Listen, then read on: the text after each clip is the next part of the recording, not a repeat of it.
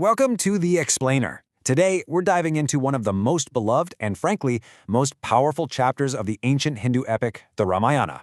We're talking about the Sundarkand.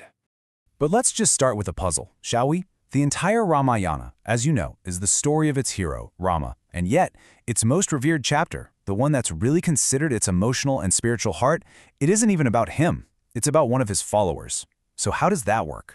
Let's get into it. So the Sundarkand is the fifth book, or Kanda, of the Ramayana.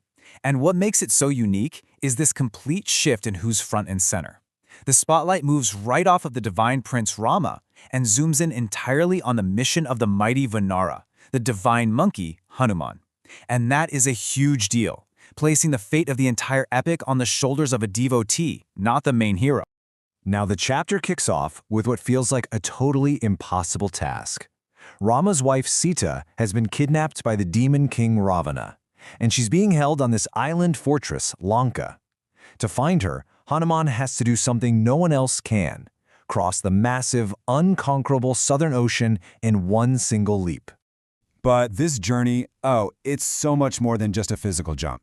It's a series of really deep tests. First, a friendly mountain pops up and offers him a place to rest, but he refuses. That shows his incredible focus. Then, he has to outsmart this giant sea demoness who literally wants to swallow him whole, proving his brain is just as powerful as his brawn.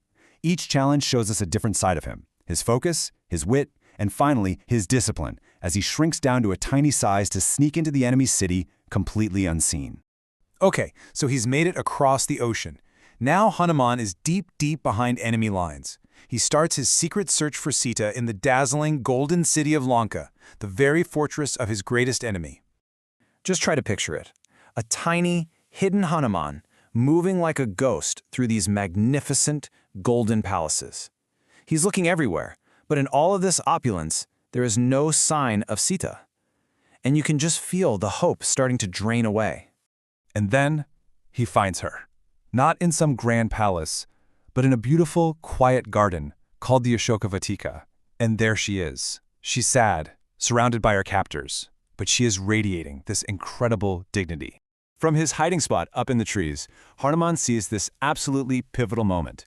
The terrifying 10-headed Ravana confronts Sita, trying to bully her into becoming his queen. But Sita, with just immense courage, completely rejects him. Her spirit is just totally unbroken.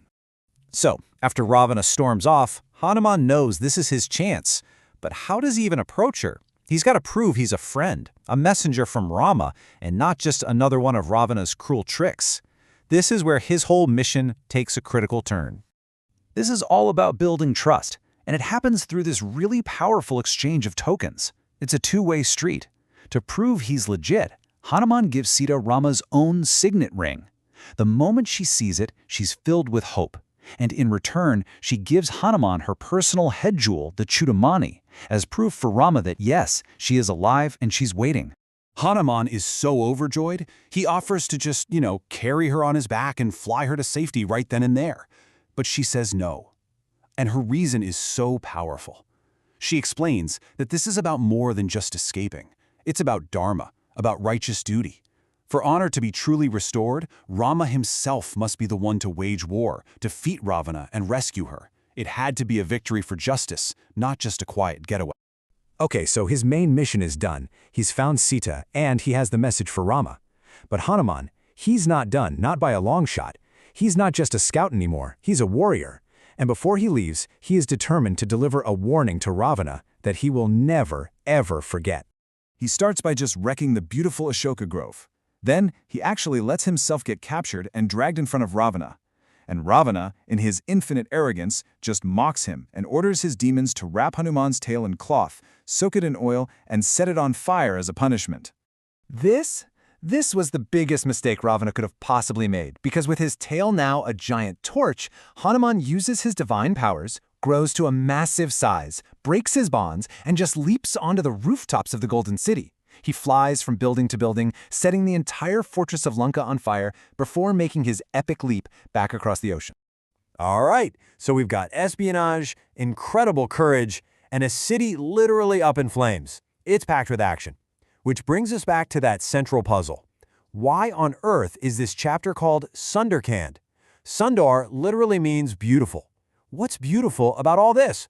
Well, the beauty here isn't what you might think. It's not about pretty pictures or aesthetics. It goes so much deeper. The name points to the incredible significance of what just happened and the moral beauty that just shines right through all that chaos. So, tradition points to 3 layers of this beauty. First, there's the beautiful character of Hanuman himself, this perfect mix of selfless devotion, amazing courage, and brilliant intelligence. Second, the physical beauty of the Ashoka garden, the place where hope was found in the middle of all that despair. And, most importantly, the beautiful news that Hanuman brings back to Rama, the message that Sita is alive and waiting. Hanuman is really presented here as the ideal hero. He isn't just about brute force. He embodies bhakti, this idea of a loving, selfless devotion that fuels everything he does.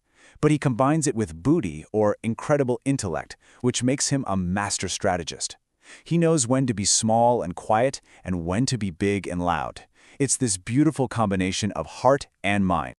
And really, if you take just one thing away from this, it should be this. This single chapter, driven by the actions of just one person, completely changes the direction of the entire Ramayana. You can almost feel the mood of the whole epic just pivot. Before this chapter, everything is bleak. It's all sorrow, loss, despair. Rama and his army have no idea where Sita is or if she's even alive. But after Hanuman gets back, the mood just skyrockets to absolute hope, certainty, and the feeling that victory is coming. It's the moment that sets the stage for the final great war. In the end, the Sundarkand leaves us with this powerful idea that the focused courage and devotion of just one person can bridge any ocean, overcome any obstacle, and turn the tide from total despair to brilliant hope. It's a timeless story about the incredible impact one person can have. Thanks for watching.